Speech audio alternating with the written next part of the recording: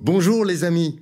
Après avoir visité les rivières souterraines, je vous emmène aujourd'hui dans la grotte du Pêche-Merle. Il s'agit d'une grotte ornée, c'est-à-dire qu'il y a des dessins ou des gravures sur les parois.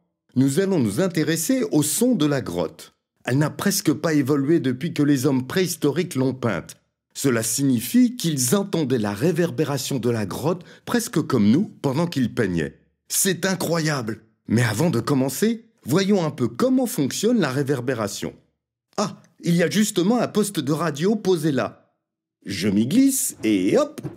Commençons par écouter un peu de musique. Si tu as un casque audio, c'est le moment de le brancher pour profiter pleinement de l'immersion sonore.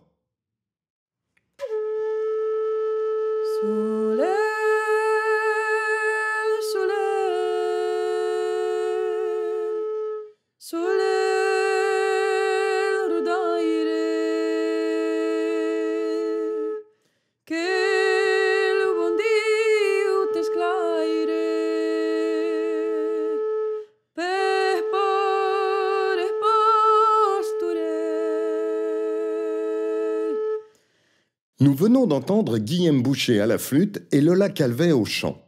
Les trajets des ondes sonores sont représentés au ralenti par ces petites flèches ondulées. Le chemin le plus court vers nos oreilles est celui des flèches bleues. Ce son nous parvient directement sans avoir touché un seul mur. On appelle ce groupe d'ondes le son direct. Le son direct nous permet de localiser précisément l'emplacement de la source sonore. Si tu tournes lentement la tête, tu entends que ma voix vient du poste radio. Continuons à écouter la musique et faire avancer les ondes sonores au ralenti.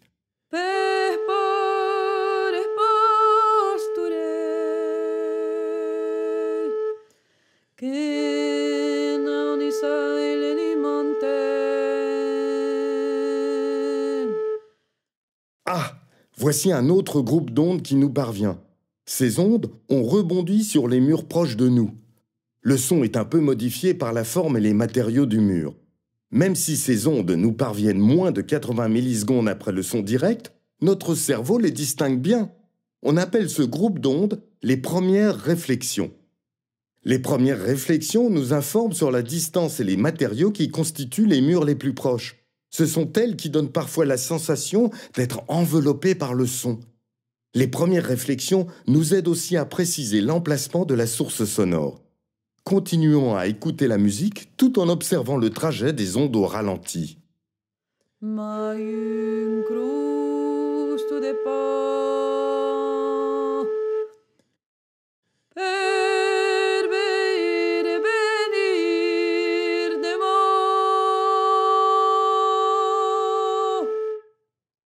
dernier paquet d'ondes nous parvient enfin. Elles arrivent de manière beaucoup plus désordonnée après les premières réflexions et parfois pendant plusieurs secondes si la pièce est grande. Ce dernier groupe d'ondes est appelé la queue de réverbération. La queue de réverbération nous donne des informations sur la taille de la pièce. Même dans le noir, on devine que l'on se trouve dans une grande pièce lorsque la queue de réverbération est très longue.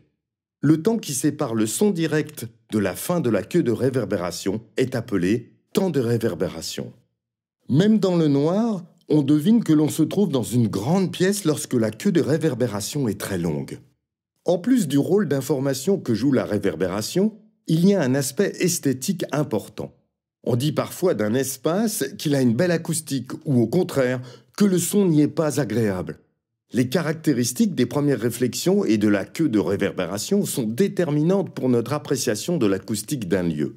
À Pêche-Merle, les hommes préhistoriques qui sont venus peindre les parois étaient plongés dans cette réverbération. Armance Joutot, préhistorienne, spécialiste de l'acoustique des grottes, y est allée faire des mesures. Allons voir ce qu'elle a découvert. Bonjour Armance, tu viens avec nous ? Bonjour Coco. Oui, je vous accompagne avec plaisir. Super, c'est parti !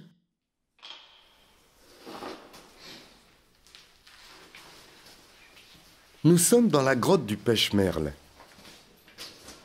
Essayons de rester silencieux. Guillaume et Lola sont en train de se préparer.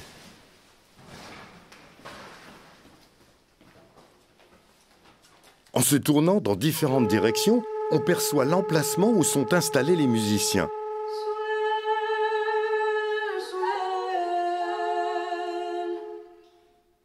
Sole Ils sont là, juste devant les dessins de la corniche. Le son direct nous indique la direction. Nous sommes loin des parois. Nous n'entendons pas de première réflexion. Il faut donc écouter très attentivement pour entendre la direction d'où provient la musique.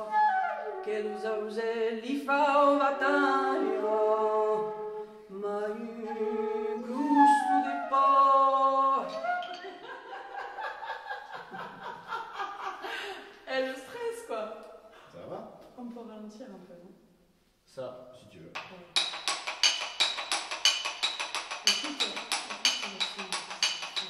En se tournant vers les musiciens, on entend le son résonner derrière nous. Il y a un grand espace ouvert. La queue de réverbération est assez longue, ce qui nous fait penser que la salle dans laquelle nous sommes est très grande. Éclairons-la pour confirmer avec nos yeux ce que nous venons d'entendre.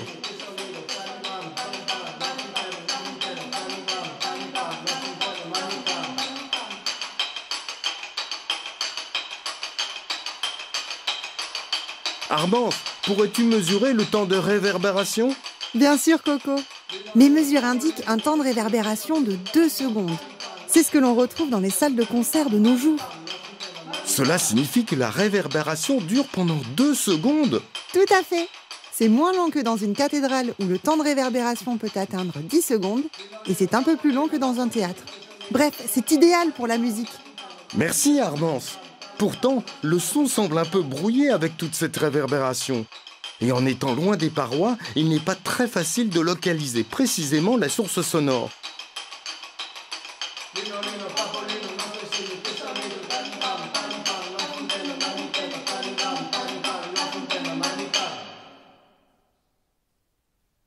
Et si nous nous approchions un peu des musiciens?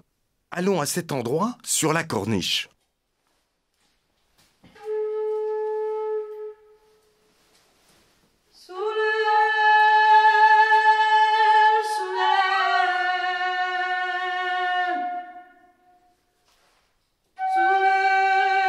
Nous voyons donc la grande salle sur notre droite. Et à gauche, des dessins de bisons et de mammouths réalisés il y a 24 000 ans.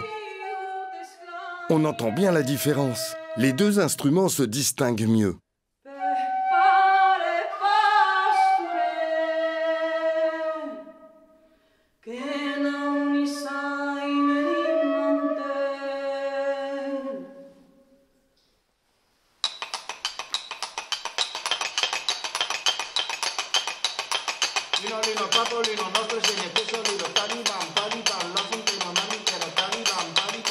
Dans la partie plus rapide de la musique, chaque note se détache bien. Le son est plus agréable, c'est moins brouillon. Que disent tes mesures, Armance? Eh bien, c'est tout à fait surprenant. Je viens de mesurer l'intelligibilité du son. En analysant les résultats, je vois que l'intelligibilité de la grotte du Pechmerle est presque partout supérieure à 70%. Mais qu'est-ce que cela signifie? Dans les salles d'opéra ou les lieux de culte, l'intelligibilité doit être supérieure à 50% pour que la voix se comprenne bien. Et c'est le cas ici, à Pechmerle. Mais pourtant, la réverbération est très longue. Cela devrait gêner la compréhension de la parole. Comment se fait-il qu'il y ait une si bonne intelligibilité dans un espace aussi réverbérant?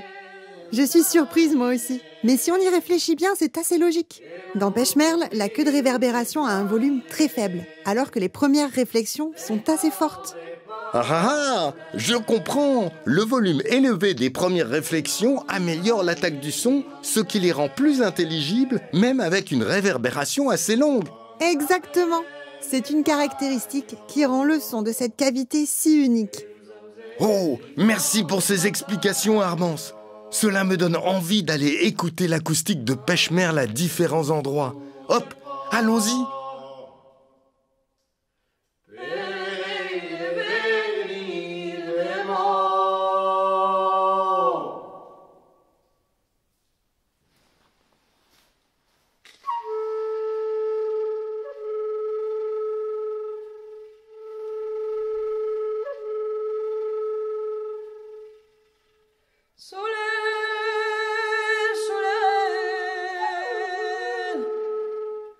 Soleil,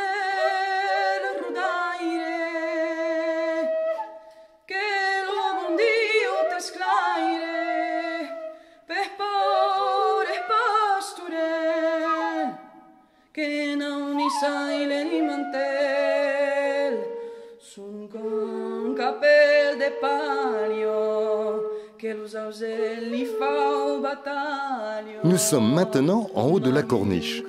Depuis cet endroit, la réverbération donne une esthétique beaucoup plus dramatique à la musique. Cette sensation est liée à une situation paradoxale. Voilà ce qu'il se passe. On est à l'étroit entre le plafond très bas et la paroi proche de nous, mais le son est renvoyé vers une grande salle. La réverbération générée par cette salle revient à nos oreilles très longtemps après les premières réflexions. Il y a donc un long retard entre les premières réflexions et la queue de réverbération. C'est ce retard qui amène un effet inquiétant. Et il y a une sorte de temps suspendu qui donne un caractère dramatique à la musique. Cet effet est parfois utilisé dans les films pour amener du suspense. Le spectateur perçoit inconsciemment que quelque chose n'est pas logique et son attention est sollicitée. Là encore, des peintures nous entourent. Prenons un moment pour observer et écouter.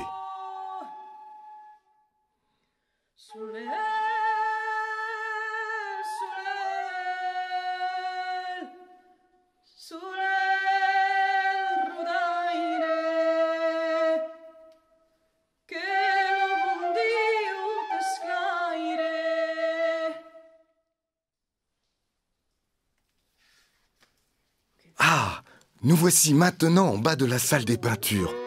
Guillaume et Lola sont installés derrière nous. Ces concrétions sont vraiment magnifiques. J'ai bien envie de visiter Pêche-Merle l'été prochain.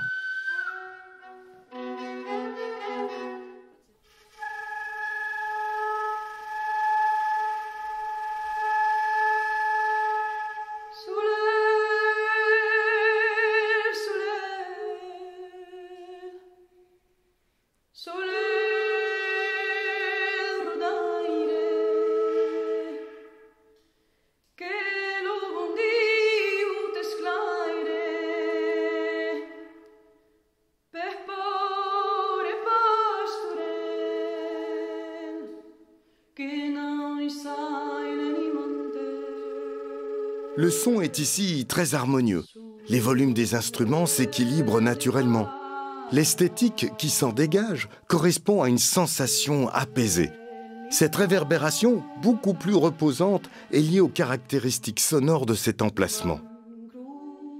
Les premières réflexions se détachent du son direct, car le panneau des chevaux renvoie de manière uniforme le son des musiciens. La queue de réverbération est perçue depuis toutes les directions autour de nous. L'atmosphère presque magique qui se dégage de cet espace a peut-être inspiré les artistes de la préhistoire pour créer cette magnifique fresque. C'est à cet endroit de la grotte que le son est le plus agréable à nos oreilles et c'est aussi là que la fresque la plus spectaculaire a été réalisée. Les artistes de la préhistoire étaient-ils sensibles à cela lors de la création de cette fresque ? Cette acoustique aurait-elle pu les inspirer dans le choix des emplacements ou des dessins ?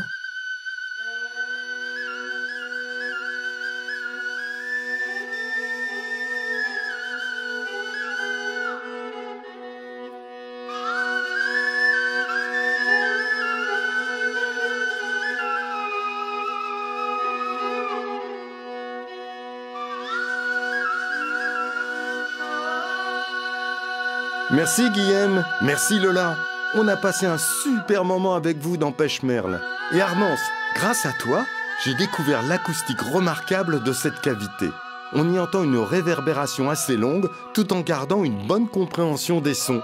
La grotte du Pêche-Merle est donc un lieu où l'on trouve des peintures rupestres exceptionnelles dans une acoustique remarquable.